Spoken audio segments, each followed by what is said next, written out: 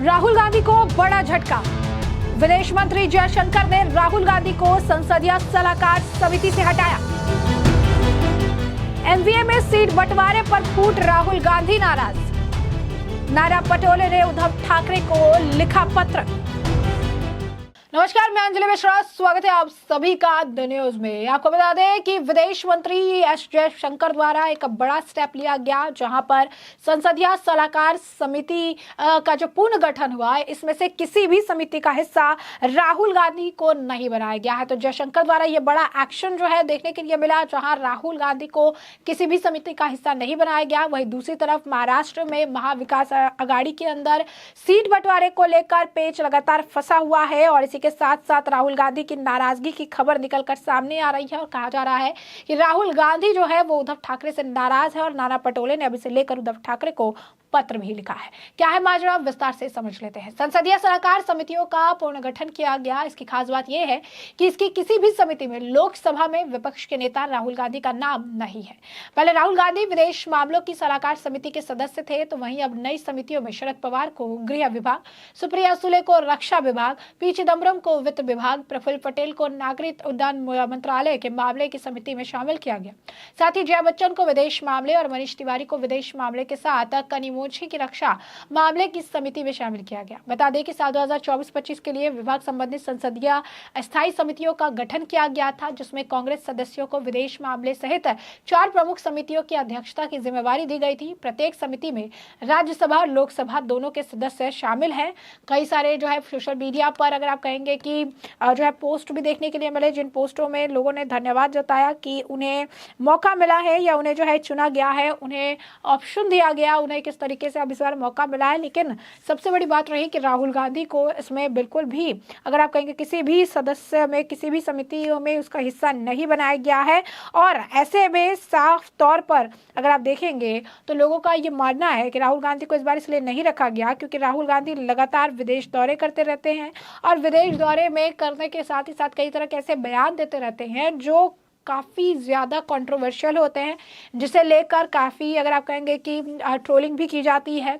अब ऐसे में राहुल गांधी का जो विदेश दौरा है कहीं ना कहीं एक बड़ा आप कह सकते हैं मामला है, एक बड़ा अहम मुद्दा है, जिस मुद्दे के आधार पर भी राहुल गांधी को इस कमेटी का हिस्सा नहीं बनाया गया है। क्योंकि लगातार अगर आप देखेंगे तो जो विजिट करते हैं बाहर विदेश में, कभी कहते हैं पर्सनल काम के लिए, कभी कहते हैं किसी और काम के लिए, तो ये कहीं ना कहीं एक सुरक्षा से जुड़ा हुआ मामला है और ये कंसर्न का भी मामला है। क्योंकि वो कहते हैं कि पर्सनल विजिट है या फिर अपने काम से वो जा रही है, लेकिन फ्रिक्वेंट जो ये विदेश जाते हैं और विजिट करते हैं, इस वजह से भी उन्हें इन समितियों का हिस्सा नहीं बनाया गया है और उन्हें गवर्नर जो है किया गया। वहीं महाराष्ट्र विधानसभा चुनाव के लिए नामांकन दाखिल करने की अवधि महज 3 दिन शेष है, लेकिन विपक्षी गठबंधन महाविकास अघाड़ी में अभी तक सीटों की गुत्थी नहीं सुलझ पाई है। इस बीच खबर है कि कांग्रेस नेता राहुल गांधी की नाराजगी सामने आई है, जिसके बाद प्रदेश कांग्रेस अध्यक्ष नाना पटोले ने शिवसेना अध्यक्ष उद्धव ठाकरे को पत्र भेजकर मनमाने तौर पर उम्मीदवार घोषित करने पर रोष भी जताया है। इनसे दोनों पार्टियों के बीच अंदरूनी विवाद भी और गहरा गया है। राहुल ने खासतौर से विदर्भ और मुंबई की सीटों के बंटवारे पर सवाल उठाया। नाना पटोले ने उद्धव को पत्र लिखा कि जिन सीटों पर फैसला नहीं हुआ है उन पर उम्मीदवार घोषित कर और एबी फॉर्म जारी करना अनुचित है। वहीं पटोले के पत्र से उद्धव ठाकरे नाखुश हो गए। सूत्रों का कहना है कि शिवसेना यूबीटी कुछ सीटों पर कांग्रेस से अदला बदली के लिए तैयार थी, लेकिन नाना पटोले के पत्र के बाद उद्धव ने अब कड़ा रुख अपना लिया है। यानी कहीं ना कहीं जो एक कांग्रेस जो बातें कह रही थी, कांग्रेस जो अपने मामलों को लेकर अडिग थी या चीज़ें देखने के लिए मिल रही थी, अब कांग्रेस को एक बैकफुट पर जो है आना पड़ेगा। बैकफुट पर उन्हें आप कह सकते हैं कि रहना पड़ सकता है। वैसे में उन्होंने कहा कि कहीं ना कहीं एमवीए को लेकर जिस तरीके से अब तकरार चल रही है, अब उद्धव ठाकरे को इस मामले में देख रही है, बयान आ रहा है, तो संजय राउत ने भी इस मामले को लेकर बयान दिया। क्या कुछ कहना है शिवसेना यूबीटी के नेता संजय राउत का, जरा सुनिए। अंदर जो लोग बैठते हैं बाहर आकर इस प्रकार की बातें बोलते होंगे, मुझे मालूम नहीं। महाराष्ट्र में 3 पार्टियां प्रमुख है और मजबूत है, कांग्रेस, पवार साहब की एनसीपी और उद्धव जी के नेतृत्व वाली शिवसेना। मुझे लगता है तीनों को लगभग समान सीटों का बंटवारा हुआ है और ठीक है। और राहुल गांधी जी बहुत ही संयमी नेता है, उनको महाराष्ट्र की राजनीति के बारे में पूरी जानकारी है, कौन कितने पानी में है ये भी मालूम है। हरियाणा में तो पूरी सीटें कांग्रेस ने लड़ी थी,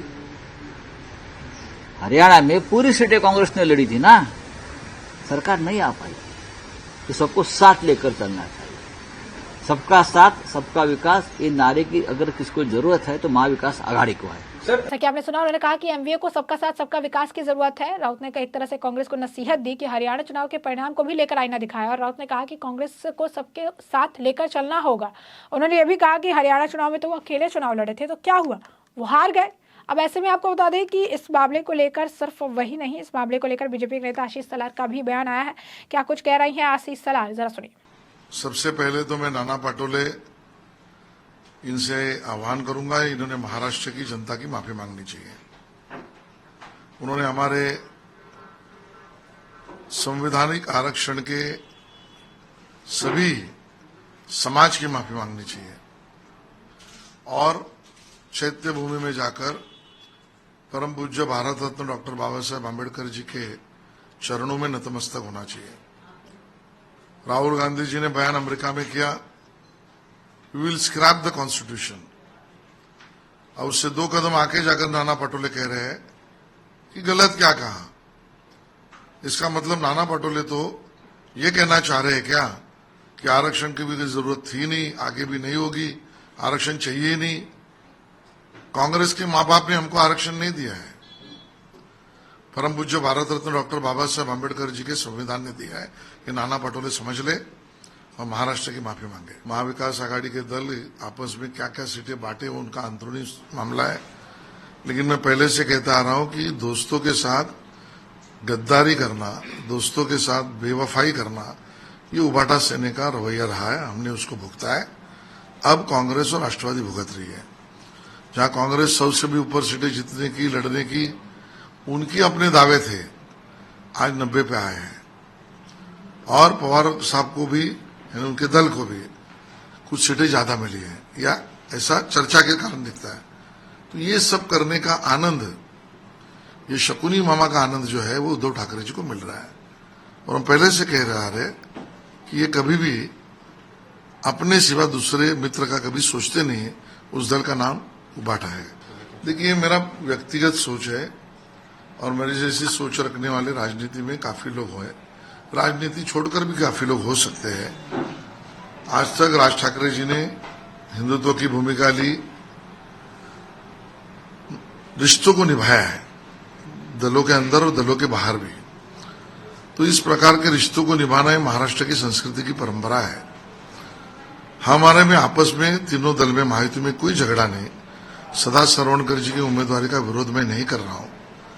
मैं ये पहल कर रहा हूं माननीय मुख्यमंत्री उप मुख्यमंत्री जी से कि तीनों दल मिलकर हम उस परंपरा को आगे बढ़ा सकते हैं क्या, और अमित ठाकरे जी को पूरा समर्थन दे सकते हैं क्या। अपने परिवार का युवा एक नेतृत्व आगे आ रहा है। अब ये निर्णय अंतिमता तीनों नेताओं को करना है, वो तीनों नेताओं का निर्णय अंतिम होगा। मुझे इसकी पूरी जानकारी नहीं है और पूरी जानकारी के बिना बोलना ये ठीक नहीं है, लेकिन मैं as a policy, as a मेरा मत कह सकता हूं, नॉट ऑन दिस इंसिडेंस, कि हम आलोचना टीका टिप्पणी जरूर करें, कुछ मर्यादा रखकर, और उसकी शुरुआत संजय राउत स्वयं करे, ऐसा मेरा कहना है। जैसा कि आपने आशीष सलार को सुना, उन्होंने कहा कि अपने ही दोस्तों को, अगर आप कहेंगे कि पीठ में चूल्हा घोंपना, उसके बाद शिवसेना यूबीटी शिवसेना को अप्रोच करना, हमने भी ये चीज़ देखा। कांग्रेस ने पूरी तरीके से 100 सीटों पर जो है चुनाव लड़ने का प्लान किया था, अब जो है वो पूरी तरीके से अब 90 पे चला है। शरद पवार को भी कुछ सीटें मिल गई है, उद्धव ठाकरे जी को भी इस मामले में मजा आ रहा है। तो एक पार्टी जो किसी के बारे में कुछ नहीं सोचती है और खुद के बारे में सिर्फ सोचती है, वो उद्धव ठाकरे की जो है पार्टी है। तो वहीं आपको बता दें कि एमवीए में कांग्रेस, एनसीपी और शिवसेना ने पहले 85-85 का फॉर्मूला तय किया था। ठाकरे की पार्टी ने अब तक सबसे अधिक 83 उम्मीदवार घोषित किए हैं। पटोले के पत्र के बाद बड़ी तल्खी से कम करने के लिए कांग्रेस के वरिष्ठ नेता बाला साहब थोराट ने भी उद्धव ठाकरे से मुलाकात की थी और इसके बाद नया फॉर्मूला सामने आया था, जिस फॉर्मूले के हिसाब से अगर हम आपको बताएं कि जो नया फॉर्मूला है वो ये कह रहा है कि तीनों दल 90-90 सीटों पर चुनाव लड़ेंगे, जबकि सहयोगी दलों को 18 सीटें जो है तय की गई है। तो कहीं ना कहीं जितना भी ये कुछ कह ले, जितना भी ये बयान दे ले, जिस तरीके की भी प्रतिक्रिया आ जाए, तो कहीं ना कहीं इनके बीच जो मतभेद है वो खुलकर अब सामने आने लगे हैं।